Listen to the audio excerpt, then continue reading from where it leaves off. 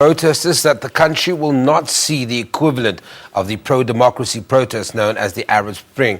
Yesterday, opposition protests calling for electoral reform turned violent.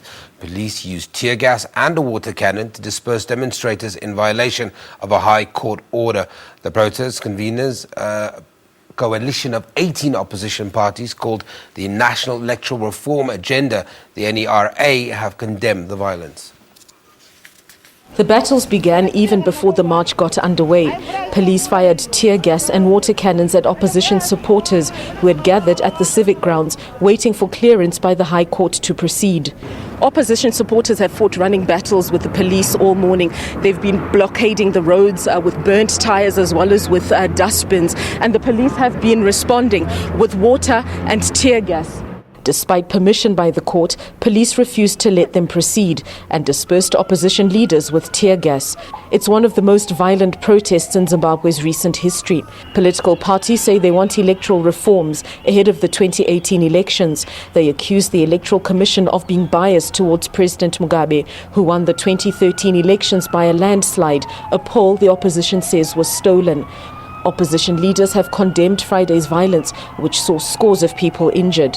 It's been for me the worst day that I have lived in this country, where I have observed with my own eyes the state starting violence.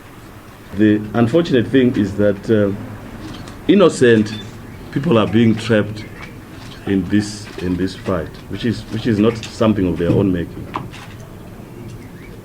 We are not accountable for the actions that are happening all over.